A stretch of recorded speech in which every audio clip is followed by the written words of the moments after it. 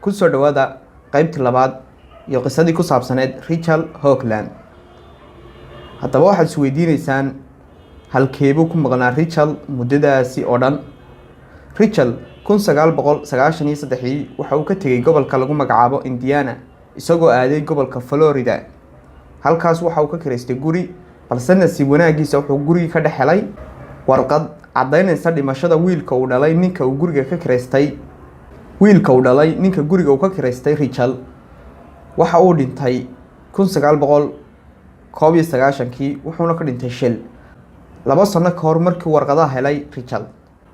wiilkana waxa lagu magacaabi jiray Terry. intaas ka bacdi ninkii Rachel ahaa waxa uu suura gashay warqad cadaynaysa dhimashada wiilka ninka uu guriga ka kireystay in uu dawladda ula tago kuna soo samaysto warqadda dhalashada Terry oo ahaa ninkii uu guriga ka kireystay wiilkiisii.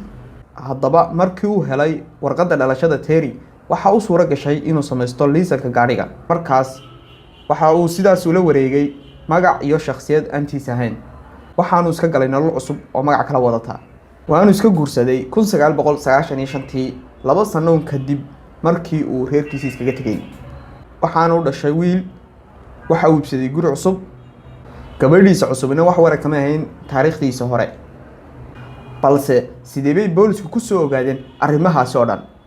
sanadkii 2013 family-ga Terry iyagoo baadhaya taariikh nololeedka family-ga kana baadhay website lagu magacaabo ancestor.com. website-kaas cid aan garanayn waxa weeyaan website laga baadho dadka family-gaaga haddaanad qaar ka mid ah aanad garanayn ama aad aqoon oo kale. family-ga Terry waxay website-kii ku arkeen wiilkoodii Terry ahaa oo guursaday sanadkii 1995 markuu dhintay 4 sano ka bacdi. dabadeed way yaabeen sideeba qof dhintay u guursadaa. intaa ka bacdi waxay arrinkii gaarsiiyeen booliska 3 sano ka bacdi markii ay website-kaasi arkeen kuna beegan ama noqonaysa 2016.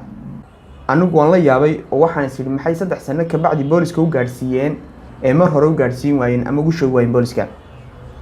haddaba 2016 waxa la soo qabtay ninkii Rachel Hoagland iyadoo loo haysto qaadashada magaca Terry. 2017 waxa lagu xukumay 2 sano oo xabsi ah. markii la weydiiyay muxuu gabadhiisii iyo carruurtiisii uga tegay muddo dhan 23 sano, wax jawaab ah kama uusan bixin oo lagu qanco. waxa laga yaabaa badankiinu inaad isweydiinaysaan gabadhii dambe ee wiilka u dhashay ee iminka uu qabay markii ay ogaatay inuu Terry taariikhda hore oo dhan lahaa waxaasoo dhan soo sameeyay maxay samaysay. ugu dambeyn gabadhii waxay dalbatay furniin, sidaasi ayaanay Terry ku furay. aad iyo aad baad ugu mahadsantihiin. haddii aad jeceshiin qisooyin noocan oo kale ah comment-kayga soo sheega, waan idiin soo badin doonaa. nabadgelyo.